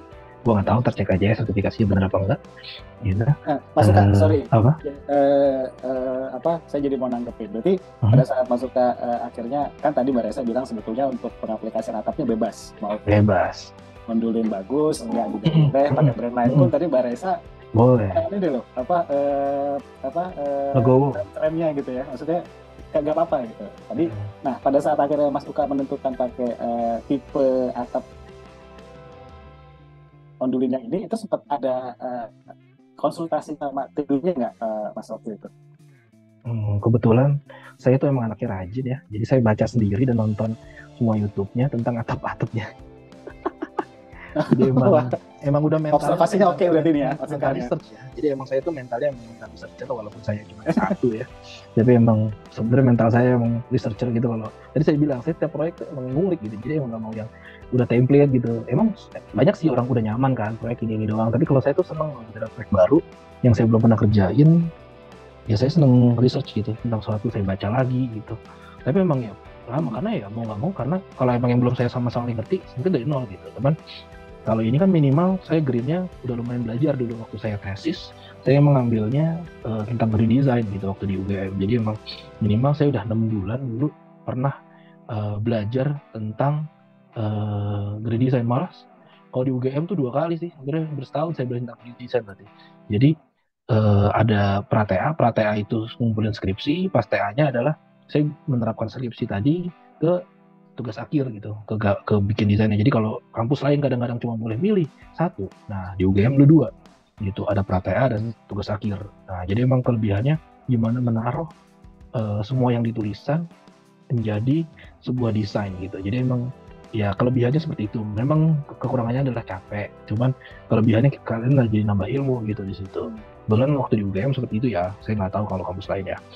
Oke. Itu. Berarti ilmu dari perkuliahan tuh kepake ya Mas di sini ya? Kepake kalau buat ngomongin kayak green gitu. Karena memang yang dipakai memang buat namanya kompetisi ada green design kan, jadi mau nggak mau kita harus tetap masukin elemen tadi gitu. Dan kebetulan pas 2011 proyek sendiri pertama saya di Abode juga itu marketing galeri Kota Baru Parahyangan itu mau bikin sertifikasi hijau. Jadi mau nggak mau tuh saya banyak banget tuh listnya dari BBCI apa aja, dan saya juga jadi belajar juga, oh ini ternyata list-listnya buat ngapain. Jadi emang sebenarnya ilmu-ilmunya yang saya buat terapin ke sini tuh udah ngelotok di sebelum-sebelumnya, di proyek-proyek sebelumnya gitu. Jadi memang cuman kayak cuman naruh keresahannya aja di satu proyek satu sembara gitu. Sebenarnya kalau belajarnya tuh udah lama gitu, udah sebelum-sebelubnya gitu. Sip, nanti kita konfrontir dengan Mbak Reisa nih. Kenapa? Mungkin itu jadi salah satu masuk ke jadi salah satu juara kali ya. Enggak, tadi enggak. Oke, mungkin saya juga mau mengundang teman-teman atau Bapak Ibu sekalian yang hadir hari ini. Kalau misalnya ada pertanyaan, silahkan mengenai tadi ogranya yang tadi Mbak Reisa sampaikan, dan juga paparan. Lu masih ada berapa slide sih? Lu mau lanjutin atau? Nggak apa-apa, lanjutin aja Mas Intik. Ini kita sambil ngobrol, sambil pertanyaan. Nanti teman-teman dan Bapak Ibu sekalian bisa tulis pertanyaan-pertanyaan sementara di kolom chat. Nanti kita akan bacakan setelah kita ngobrol bareng. Silakan Mas Kak, kita lanjutkan. Tinggal dikit. Ini perspektif eksteriornya. Tadi gue bilang fasad, emang gue pengen nyiptain cross ventilation. Kenapa gue banyak kisi-kisi di sini? Terus kenapa harus ada turbin? Tadi memang karena pas gue lihat tadi keresahan gue di sekitar Mandalika sebelum ada sirkuit, itu benar-benar isinya cuma pantai doang dan hutan. Menurut gue emang takutnya listrik juga belum nyampe ya, karena memang zaman dulu itu listrik tuh jarang banget masuk daerah-daerah terpencil gitu ya. Kayak masuk Gunung Kidul aja udah, di Jogja aja masih susah gitu. Itu masih di Pulau Jawa, apalagi mikir di pulau-pulau lain gitu ya. Memang ya terngomongin politik, pokoknya pembangunan memang kurang rata gitu ya di Indonesia. Semoga memang sekarang sih udah lebih baik ya. Udah, walaupun memang beberapa kasus masih banyak korupsi BTS atau macam-macam, cuman minimal udah lebih baik lah. Ada buktinya membangunnya dibanding waktu dulu-dulu gitu. Sekarang memang harapannya sih Indonesia bisa dengan mudah gitu untuk mendapatkan energi gitu. Karena memang kalau kita bikin energi sendiri, artinya ya kita harus menciptakan sistemnya sendiri gitu. Makanya kemarin saya bikin turbin tuh dan bikin penampung hujan tuh, keresahannya dari situ gitu. Karena memang tidak meratanya listrik di Indonesia gitu. Iya. Terus habis itu ini untuk yang interiornya, untuk kita naik tangga ya, ada tempat duduk, terdepannya ada ruang makan gitu. Kalau emang buat santai-santai bisa di area sini gitu. Kenapa kok dindingnya semuanya lapis? Memang kita nggak mau yang masif karena memang pengen ngalirin udara gitu. Karena memang ini karena kita berada di attic ya, atapnya attic langsung di bangunan, pasti akan panas. Kalau kita nggak muterin udara, bangunannya akan makin panas gitu, mungkin ngungkep gitu ya. Jadi emang makin panas. Jadi emang gue pengennya sih kenapa kasih dinding lattice, supaya udara tuh masuk gitu. Tangga juga bukan yang masif, supaya udara juga bisa dan cahaya juga bisa masuk gitu. Ya pokoknya memanfaatkan sumber daya yang energi yang tersedia dari alam ke bangunan ini secara baik gitu kemarin. Nah ini juga dari ruang makan ke arah pantry gitu ya. Kita juga pakai jerami bawahnya supaya feelingnya kayak resort di Lombok atau Bali gitu. Memang kita sengaja sih kita pilih, dan ini juga meredam panas ya. Jadi emang nambahin, selain atapnya tadi udah bisa meredam panas, kita juga nambahin dengan jerami tadi gitu supaya feel dan secara climate juga lebih baik gitu di dalamnya. Ini ruangan yang atas tempat tidurnya gitu, dari ruangan lebih tinggi di daerah sini gitu. Mengisi cuma tempat tidur doang gitu, ada TV. Memang ya lebih ke atas, kenapa? Karena secara zonasi lebih private sih. Jadi memang supaya lebih supaya secara zonasi emang lebih private lagi, supaya orang-orang nggak bisa lihat gitu. Jadi kalau yang tadi di atas kalau kanan kiri udah terbangun, jadi emang lebih private lah untuk bagian atas gitu. Ini slide terakhir, atap tadi masih pakai itu. Nah ini teras rumah memang kenapa saya suka sebenarnya sama teras konsep yang ini, karena kita punya teras di bawah itu yang enak banget tuh buat santai-santai. Kalau tadi saya bilang kita madep si barat, jadi bisa sore masih bisa ngeliat sunset gitu. Emang enaknya tuh sebenarnya konsepnya gitu, jadi emang punya bawah yang open area, open plan gitu. Jadi emang kalau emang ada keluarga besar bisa bikin lesehan di situ, makan siang. Jadi emang maunya sih konsepnya emang bawah seperti tadi yang di Brugga. Kalau lumbung padi tadi emang bawahnya buat ruang untuk kumpul, juga kalau kita emang ruang kumpulnya emang di bawah juga kalau emang ada keluarga atau apa-apa juga supaya orang-orang pada ngumpul gitu di sini. Itu sih. Terima kasih. Terima kasih Mas Suka. Jangan kemana-mana dulu Mas Suka, kita ngobrol dulu. Jadi sekali lagi saya ingetin teman-teman dan Bapak Ibu sekalian, kalau ada pertanyaan, kalau malu-malu boleh ditulis di kolom chat dulu. Kalau mau langsung boleh menyalakan audionya. Nah, kita ngobrol dulu sebentar ya, Mas Suka, Mbak Resa gitu. Tadi Mas Suka sempat sampaikan bahwa kalau nanti terbangun akan ada beberapa hal. Nah, dari Ondulin sendiri, Mbak Resa, berarti kan ini udah periode kelima ya, Mbak Resa ya, berarti ya. Nah, dari Olgasia edisi sebelumnya itu ada sampai bisa dibantu realisasi terbangun nggak sih, Mbak? Gitu, atau ada, memang ada. Kemungkinannya baru masih dalam bentuk desain aja gitu, Mbak.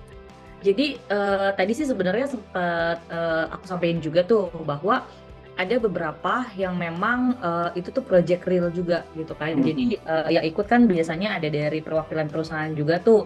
Nah, mereka lagi ada proyekan ya kan, dan juga akhirnya project tersebut sekalian kalau nggak salah masuk ke dalam salah satu top 5 atau top 10 gitu, saya lupa gitu kan. Akhirnya direalisasikan gitu. Bahkan di edisi yang pertama 2013 pemenangnya itu bukan menggunakan produk Ondulin, jadi dia pakai sistem green roof pada tahun 2013 tuh. Anak UGM juga ya kan, itu lulusan UGM, dia pakai sistem green roof dengan metode yang dia temukan sendiri, itu juga diimplementasikan. Oh, wah, menarik. Pada tahun 2013 itu ya gitu. Jadi sebenarnya beberapa pemenang untuk bahkan di juara pertama ya gitu kan, itu nggak pakai atap di kita gitu. Ada juga yang memang dia juara pertama, saya lupa di daerah di pas lagi kompetisi yang mana gitu, itu dia pakai atap si Bardolin ini kalau nggak salah pas 2017 juga deh, dia di pantainya tuh yang dia ada di Belitung deh kalau nggak salah. Jadi tergantung dari desain sama konsep sih gitu. Berarti dalam tanda kutip bantuan Ondulin, kemungkinan desain para pemenang ini bisa terrealisasi itu sangat mungkin ya, Mbak? Iya, sangat mungkin. Itu karena ada beberapa desain sih yang kayak di Batam juga itu dia jadi juga tuh dibuat juga gitu kan. Nah, mungkin karena mungkin ya ada beberapa arsitek yang lagi dapat proyekan yang konsepnya tuh relate dengan kompetisi desain ini gitu kan, sehingga dia mencoba membuat desainnya tersebut dimasukkan konsep active passive design gitu. Jadi konsep si active passive design itu kebetulan dia masukkan untuk dipropose kepada klien. Itu ada tuh beberapa yang seperti itu gitu. Oke. Nah, selanjutnya nih yang menarik ini kan untuk dari segi submission itu kan bisa terhitung 10 hari lagi dari hari ini ya, Mbak Resa ya.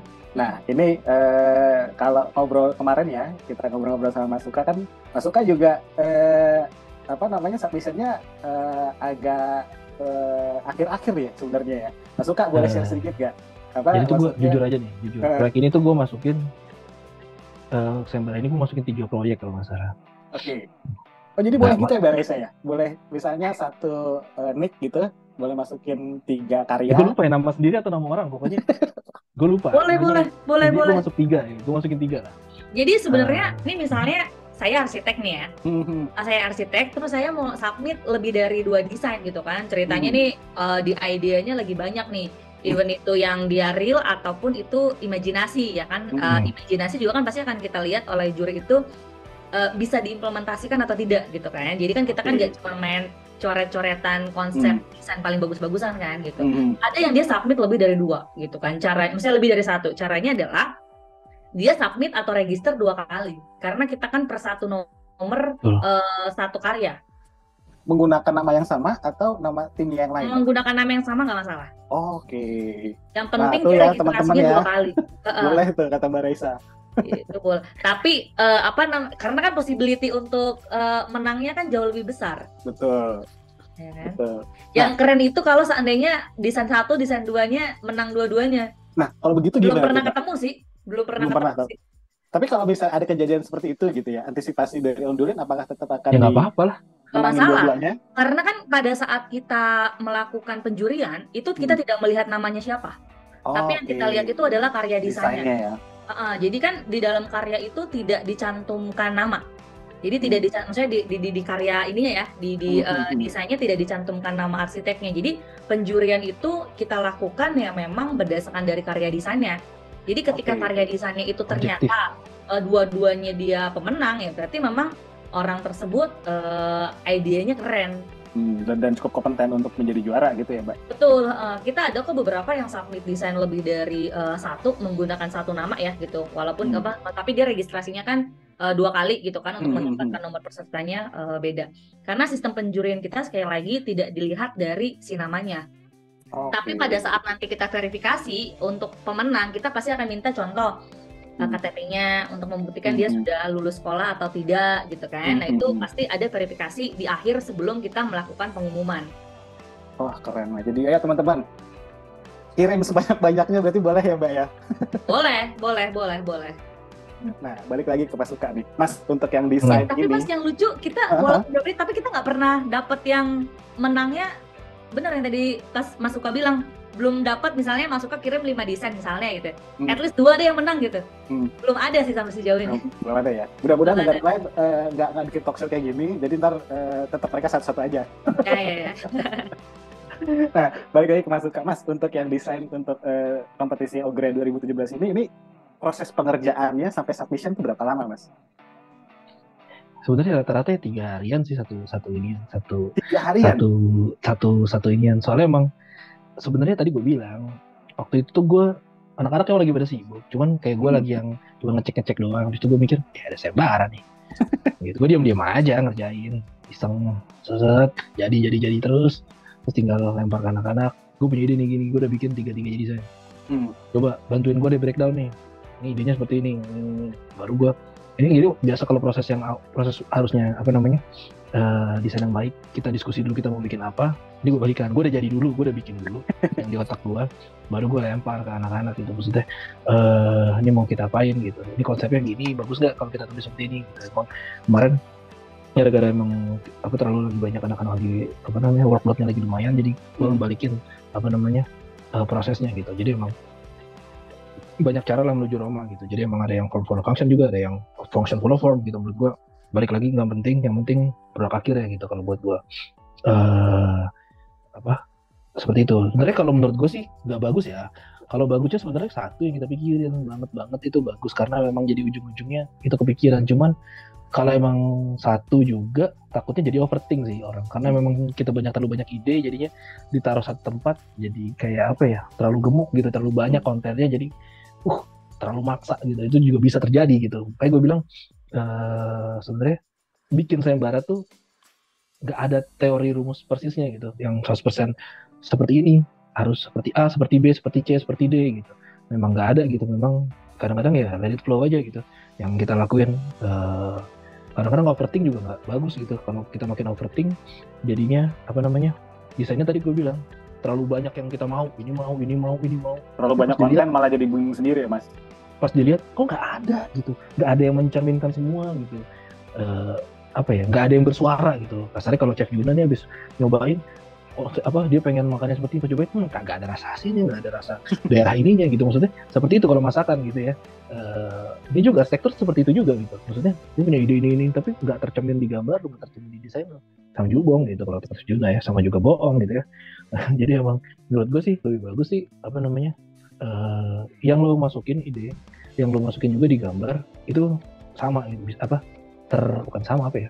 bisa terrealisasi gitu. Orang bisa tahu gitu apa yang lo pengenin gitu. Itu lebih bagus dibanding lo mencoba masukin semua. Ini cocokologi aja udah kesini, ini cocokologi aja kesini. Nah, daripada kayak gitu jadi nggak usah gitu kalau buat gua. Karena tadi suatu yang over jadinya nggak enak gitu. Kayak masakan nih, kita masakan Nusantara tapi kita coba masukin sedikit keju dari Itali masukin bang, jadinya nggak bener gitu masakan, jadi bukan Nusantara gitu, nggak otentik gitu ya.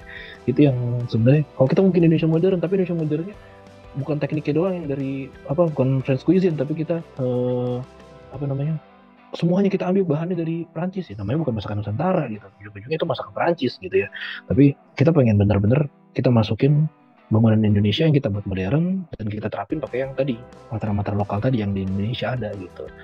Ya pokoknya jangan sampai overthink lah, kadang-kadang overthink itu yang bikin kita jadinya bingung sama desain kita semua kita masukin pengen ada gitu, masukin jadinya jadi apa ya, desainnya jadi nggak terlalu nggak kelihatan gitu, nggak stand out gitu. Oke, Mas, satu lagi mungkin. Salah satu teori untuk ada beberapa ya yang saya dengar juga untuk peserta sayembara untuk dan bisa masuk ke dalam jajaran juara adalah kita mengetahui jurinya, dan kita tahu lah tadi ada Mas Anang, ada Mas Budi gitu kan. Kita tahu arah desain mereka, taste mereka. Nah, menurut Mas Uka nih, kalau misalnya akhirnya kita ngedesain ternyata kayaknya gue tahu nih desainnya Mas Anang seperti apa, Mas Budi seperti apa, desain yang akan kita submit mengikuti feeling atau mungkin style mereka itu, menurut Mas Uka gimana Mas? Itu cukup works apa sebetulnya ya kita jadi diri kita sendiri aja gitu? Ini bagi pengalaman aja ya. Cuman kalau ada yang bekerja seperti itu works, itu mungkin dia works di situ gitu. Ini kita sharing pengalaman aja. Kalau gue sih sebenarnya kalau semakin kita tadi overthink juga sama juri-jurinya, semakin semakin nggak bisa gitu untuk untuk merge tadi gitu. Karena sebenarnya Mas Aang bikin gaya sekarang nggak cuma 3 hari ngerjain, dia bisa bikin nemu gaya sekarang, gayanya Mas Aang gitu. Gayanya Mas Aang mungkin udah dari waktu dia masih di Hadi Prana gitu, mungkin dia udah belajar, mungkin masih di Unpad gitu, udah berpuluh-puluh tahun gitu sampai bisa dapetin stylenya seperti ini gitu, udah tahu ingin bangunan dengan titik kenyamanan yang dia pengenin gitu. Kalau misalnya kita tapi kan gue udah sama ini desainnya bangunan ini, yang kadang-kadang ya nggak bisa juga gitu. Tadi gue bilang jam terbangnya udah beda gitu. Mendingan kalau daripada pusing-pusing untuk mikirin siapa jurinya, mending fokus sama diri sendiri. Kalau gue gitu. Gue orangnya lebih suka fokus sama diri sendiri. Kalau kita ngeliat kanan kiri tuh, tapi kan dia seperti ini ya juri ini. Kita terlalu lebar gitu, terlalu banyak yang kita fokus. Kita fokus sama capability diri sendiri aja. Jadi emang lo bisanya apa? Misalnya bikin rumah tropis, bikin rumah tropis secara bagus, udah bagus banget dari zaman kuliah udah belajar tropis sampai waktu kerja di bagian rumah tropisnya banyak. Ya udah pas sayembara coba taruh tuh keresahan lu tentang rumah tropis itu apa aja, tentang yang konsepnya sekarang. Itu akan lebih deep dibanding kita berusaha ngikutin juri-juri tadi. Kalau menurut saya ya gitu. Soalnya semakin kita berusaha menjadi orang lain atau kita berusaha mikirin yang lain, kita tuh nggak sadar kemampuan kita sendiri tuh nggak di situ gitu. Kalau gue sih mulai lihat capability gue di mana gitu. Jadi emang gue nggak mau fokus ke orang lain. Kalau emang gue nggak bisa hal tadi ya gue nggak masalah gitu. Gue akan fokus ke hal yang gue bisa gitu. Kalau menurut gue sih ya kayak inilah gampangnya. Mungkin anak sekarang nggak ada yang tahu ya, Gen Z gitu. Kalau milenial mungkin nggak ada yang tahu. Jadi itu ada namanya Kung Fu Boy. Ada bocah namanya Chinmi dari kuil Dairinchi. Dia itu cuma bisa 1 jurus, ilmu Kung Fu permuk tulang. Tapi dia pelajarin banget sampai dia bisa jadi juara di turnamennya, sampai bisa nyelamatin banyak orang juga lah. Intinya ya kalau emang sayembara ini kalian malah harus overthink juri-jurinya, gue nggak kenal nih si yang dari Filipina, gue nggak kenal nih sama yang prinsipalnya Ondulin, gue nggak kenal nih sama Iwan, gue nggak kenal nih sama Mas Ivan. Ya nggak usah gitu, mending lu fokus aja sama diri lu sendiri dengan kemampuan yang lu sendiri. Misalkan gue biasa ngerjain tower tapi gering-geringnya bikin tower, gue nggak tahu nih towernya boleh nggak ngerjain tower gitu, tapi intinya sih gue bisa ngerjain tower. Udah coba aja bikin tower dengan keadaan yang green design dengan sesuai yang tor yang diterapin sekarang gitu. Atau gue biasanya bikin komersial, ya udah terapin aja komersialnya dengan masukin sih elemen-elemen yang diminta di lomba ini gitu, supaya lebih masuk gitu. Kalau kalian terlalu mikirin juri-jurinya, jadi kalian nggak fokus gitu ke arah kemampuan diri kalian sendiri gitu. Padahal kalian juga udah belajar juga nih sebelum-sebelumnya gitu. Udah misalkan dari kuliah udah belajar apa, udah waktu TA belajar apa, waktu skripsi belajar apa, waktu kerja belajar apa, itu jadinya nggak tersalurkan gitu semuanya gitu. Nggak bisa tersalurkan lah ide-idenya. Jadi emang ke mental block dari si juri tadi gitu. Menurut gue ya jangan sampai kita kena mental block tadi. Wah, kita harus ngikutin juri A, kita harus ngikutin juri B gitu. Jadi emang kalau menurut gue sih fokus sama diri sendiri, jangan lihat teman misalnya kok desainnya si B bisa bagus gini, mungkin kita temenan ya sebelah ngerjain, lo nggak usah ngeliatin dia, lo fokus aja sama desain lo sendiri gitu. Kalau kita mau makin kita ngeliat dia, ya semakin kita ngejar ngejar orang di belakang gitu, cuma kelihatan punuknya doang gitu, sebagai punuk merindukan bulan. Jadi kita kitanya nggak bisa menonjol, kita nggak bisa stand up gitu. Jadi menurut gua fokus sama diri sendiri, nanti lo akan ada masanya juga bisa berada di titik yang kayak teman-teman lo pengen gitu, daripada kita fokus ke orang lain gitu. Oke, sip. Thank you Mas Suka. Nah mungkin ini pertanyaan terakhir nih untuk Mbak Resa. Mbak, kasih bocoran sedikit boleh nggak Mbak? Misalnya ini kan udah seri yang kelima ya. Nah ke-6 sorry. Berarti seri yang kelima kemarin tadi saya sempat tanya ada beberapa desain-desain pemenang tuh akhirnya terrealisasi, terbangun gitu ya. Nah dari sisi juri ya, dari pengalaman Mbak Resa itu bisa dibilang jadi salah satu tolak ukur juga nggak sih Mbak? Gitu maksudnya bisa terbangun kan akhirnya kita tahu wah ini walaupun biasanya sayembara desain itu kan dijadiin ajang untuk show off-nya arsitek ya gitu, yang kadang-kadang sampai out of the box di luar nalar lah gitu. Kalau menurut Mbak Resa sendiri gimana Mbak? Sebenarnya berdasarkan dari pengalaman kita melakukan penjurian dari 2013 sampai 2021, itu berarti udah 10 tahun ya. Sebenarnya mindset juri simple sih. Yang dilihat itu adalah yang penting bangunannya bisa diaplikasikan apa enggak. Itu tuh jadi salah satu parameter. Jadi kita mendesain secanggih apapun, sekeren apapun, ketika desain tersebut nggak bisa diimplementasikan, itu mau pakai produk kita, nggak mau pakai produk kita, itu pasti akan keluar dari pemilihan gitu. Nah memang terkadang ini kan judulnya kelihatannya kompleks ya, judulnya kelihatannya kompleks banget gitu, tapi sebenarnya pada akhirnya desain yang dipilih itu adalah desain yang memang masuk akal, ya kan, masuk akal. Kalau saya boleh kasih bocoran, patokannya itu sebenarnya site-nya, site bangunannya. Jadi biasanya kalau arsitek itu kan dia bercerita dalam suatu desain, dalam suatu gambar gitu. Nah biasanya kita harus bercerita background-nya dulu. Site itu penting banget, karena site itu biasanya arsitek akan bercerita masalahnya tuh apa. Nah bangunan rumah ini kan bisa jadi new bangunan atau renovation, kan? Bisa jadi new bangunan atau renovation gitu, karena kan tidak diwajibkan harus menggunakan satu bangunan baru gitu kan, karena bisa jadi dia adalah bangunan renovasi gitu kan. Nah dengan dia bercerita background-nya, lalu arsitek itu akan mendesain bangunan yang memang cocok untuk karakteristiknya.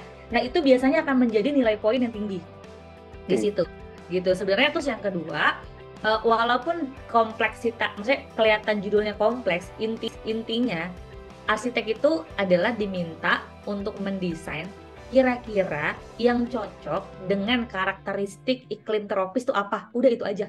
Nah karakteristik iklim itu tropis itu seperti apa, berarti kan berpatokan balik lagi sama site. Terus ya begitu, yang kedua curah hujan tinggi. Kalau di Filipina mungkin typhoon itu kan dia di sana ininya dia milih di dataran tinggi, terus udah gitu daerah dekat-dekat pinggir pantai berarti kan rawan gempa, ya kan? Kalau di pinggir pantai berarti mesti materialnya nggak boleh yang karat gitu. Nah sebenarnya penentuan itu pasti akan menjadi nilai tambah. Biasanya tuh juri tuh pada saat dia melakukan cross check ya, mengecek satu desain, dia akan membaca cerita di awal. Itu pasti gitu. Jadi dia baca cerita dulu masuk akal apa enggak. Itu biasanya tahapannya seperti itu. Oke, mungkin satu lagi pertanyaan terakhir. Nah, ini kan ajang yang Ogra edisi kali ini kan itu udah kita masuk ke regional ya, Mbak ya. Mungkin untuk yang masuk kemarin masih skupnya nasional. Nah, berarti 5 besar atau nanti 10 besar akan diundang untuk presentasi. Nah, pada saat presentasi itu apakah kemampuan berkomunikasi dalam bahasa Inggrisnya itu cukup dibutuhkan pada saat nanti diundang untuk presentasi 5 besar atau 10 besar nanti, atau ya kadang-kadang mungkin kita masih ada keterbatasan dalam bahasa Inggrisnya gitu. Itu akan dibantu seperti apa Mbak sama Ondol? Sebenarnya dari sisi desain ya, pada saat bercerita, kalaupun tidak mau menggunakan bahasa Inggris, mau memasukkan di dalam bahasa Indonesia, sebenarnya nggak apa-apa. Dari Ondulin, dari tim saya, itu kita bisa ngebantu. Jadi pada saat presentasi gitu kan kalau misalkan wording kan sebenarnya kan nggak terlalu yang kompleks ya, karena kan tinggal nanti bisa cari di Google Translate. Kalaupun mau mix-mix antara bahasa dan Inggris itu juga boleh gitu kan. Karena kan kalau gambar itu tuh bisa dipahami gitu loh, aliran udaranya, terus kemiringannya, apanya segala macam, sebenarnya desain itu bisa berbicara gitu kan. Arsitek tuh bisa juri tuh bisa membaca dari si desainnya gitu kan. Nah, pada saat presentasi apabila mengalami kesulitan, kita bisa ngebantu. Jadi dia bisa mempresentasikan apabila dia mau mix ya, misalkan saya lebih confidence mau menggunakan bahasa Indonesia nih gitu kan. Dari tim kita itu bisa memfasilitasi untuk membantu, Mas. Oke, wah menarik nih. Jadi nggak perlu khawatir ya Mbak ya, mentang-mentang perlu ada khawatir. jurinya Jangan sampai gitu. itu menjadi salah satu kendala ya gitu kan pada saat presentasi, bingung atau enggak apa yang mau disampaikan itu tidak sesuai desainnya nih gitu kan, karena pemilihan katanya agak-agak sulit misalnya gitu kan, kita bisa ngebantu. Oke. Wah. Jadi kita dari sini jangan sampai untuk tampil. Keren. Nah, sekali lagi ini bisa jadi ajang yang untuk ngelatih kita mendesain teman-teman dan Bapak Ibu sekalian. Jadi nggak tadi Mas Fuka sudah sampaikan pengalaman hal-hal yang mungkin dikhawatirkan, terutama bahasa dan komunikasi, ternyata itu bisa akan dibantu oleh tim Ondulin. Yang pasti mungkin saya izin share sedikit untuk mengingatkan Bapak Ibu dan teman-teman sekalian. Jadi bagi teman-teman masih ada waktu 10 hari ke depan. Jadi sekali lagi ini akan ditutup submission pengiriman desainnya 30 September ya Mbak ya. 30 September dan juga untuk melihat detail lengkap tournya, terus juga apa yang perlu disiapkan, itu bisa masuk ke websitenya di ogra-stripcontest.com. Dan juga untuk teman-teman yang mengikuti sesi hari ini dan juga menyebutkan pada saat registrasi mengetahui sayembara Ogra ini karena melalui talk show dari Katalog Pro ini, itu akan juga spesial merchandise untuk 10 orang yang beruntung ya Mbak Ziza ya. Gitu. Jadi saya ulang masih ada 10 hari lagi untuk deadline submission design, tinggal masuk ke ogra-stripcontest.com. Atau untuk lebih gampangnya juga untuk informasi lebih lanjut dan detailnya itu bisa masuk ke Instagramnya ke @ogra official seperti itu. Baik, sekali lagi terima kasih Mas Suka, Mbak Raisa dan teman-teman Bapak Ibu dari Ondulin yang hadir di sini sudah sharing tentang Ondulin apa Ondulan sih Mbak kita nyebutnya? Kita base-nya pesan Prancis, jadi Ondulin. Okay, kalau Amerika ya? Onduline. Oke. Sebenarnya Ondulin, kayaknya dihilangin. Oke, Ondulin. Jadi bagi teman-teman sekali lagi ini adalah sesi talkshow kita bersama Mbak Reza dan juga Mas Suka dengan membahas Ondulin Green Roof Award 2023. Dan diingatkan lagi ini ajangnya sudah masuk regional karena nanti ada 6 negara lain yang akan ikut serta di sini, dan ini bisa jadi ajang latihan kita nih sebagai konsultan arsitek gitu ya, terutama untuk bisa menilai diri sendiri sejauh apa sih desain kita tuh bisa terimplementasi, terus juga bisa jadi tolak ukur sejauh apa desain-desain kita tuh bisa dipahami oleh orang lain ataupun dari juri-jurinya nanti, seperti itu. Sebenarnya enaknya, gue nambahin dikit. Ya, enaknya kompetisi ini tuh, kalau kompetisi sekarang tuh emang biasanya kan harus dapat STRA dulu. Gue udah ada sih STRA. Ntar gue bilang, pasti lu gak punya STRA. Gue udah punya STRA baru bikin kemarin baru dapet. Ini tuh gak pakai STRA enaknya. Jadi emang lebih gampang gitu ya. Jadi emang jarang-jarang ada kompetisi yang mensupport tanpa pakai STRA atau pakai, dulu kan harus minimal punya STRA atau punya atau punya anggota YAI gitu kan. Ini emang nggak pakai, jadi emang lebih lebih gede gitu ya, kalian bisa masuknya gitu. Jadi semua orang nih masih bisa masuk. Jadi kalau lihat biasanya kan ada piramid gitu ya kalau proyek. Jadi ini proyek undangan, ini proyek dari kayak tadi YAI gitu. Nah ini tuh piramid paling bawah nih. Jadi emang dia tuh semuanya masih bisa masuk, kecuali masih mahasiswa ya. Betul. Jadi menurut gua ada chance buat kalian nih gitu yang untuk minimal kalaupun nggak menang kalian punya portofolio lah. Aja. Betul. saya mau realistis aja gitu, maksudnya ntar karena ini kan masih ikut misalnya 1.000 menang cuma 5 kan jauh, maksudnya ada perang ngarep gitu ya, mending minimal kan ada portofolio gitu di sini gitu. Betul. Kalian bisa naruh portofolio kalian nanti buat masukin kantor kalian, atau kalian buat bikin proyek di masa depan nanti gitu. Itu intinya sih ya, jangan daripada kalian overthink, gue ntar besar gimana, ini nggak usah mikirin itu, fokus aja ke desain kalian, ya udah minimal kalian ada portofolio di sini. Keren. Dan tambahan lagi Mas, jangan overthinking juga, gara-gara 10 hari lagi. Aduh, ini bisa nggak ya, nyampe nggak ya? Ingat ya, Mas Uka tadi 3 hari teman-teman. Jadi ide last minute itu malah lebih kepake sebetulnya Mas ya. Kadang-kadang ya Mas ya. Iya, idenya udah semua ada. Orang tinggal produksi 3 harinya. Idenya udah ada, cuman produksinya 3 hari. Idenya udah ada gitu. Biasanya gue kalau punya tinggal dituangin ya Mas.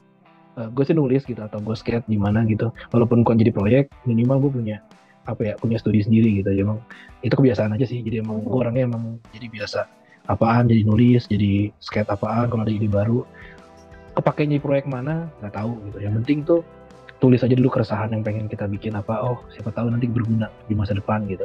Soalnya kan kadang-kadang kita nggak tahu nih ini kepakainya buat proyek apa gitu, kepakainya proyek apa gitu. Kadang kalau kita lagi nyari ide kan suka mentok gitu. Nah, kadang-kadang kita ngeliat lagi tulisan kita, coret-coretan kita, bisa nih pakai yang ini. Sebenarnya habitual ngasah diri lagi gitu ya Mas ya. Iya benar gitu. Wah, keren.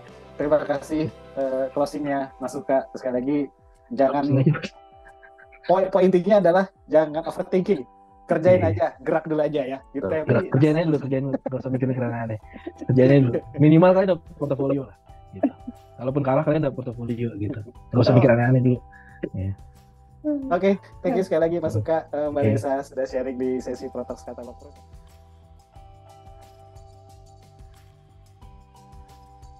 GoPro. Katalog Pro.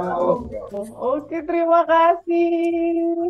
Sekali lagi saya ucapkan terima kasih kepada Mbak Risa yang sudah memaparkan informasi mengenai Sayembara Ondulin Green Roof Award 2023. Dan terima kasih juga kepada Mas Uka yang sudah berbagi pengalaman dan tips triknya tadi ya, udah dikasih sedikit kisir-kisinya. Terima kasih. Dan terima kasih juga saya ucapkan kepada teman-teman peserta yang sudah hadir dalam acara Protox Special Edition hari ini. Sampai jumpa kembali di acara program Katalog Pro lainnya. Kita ada Product of the Week, ada Protox, dan juga ada Pro Quiz. Sampai jumpa. Assalamualaikum warahmatullahi wabarakatuh. Selamat sore.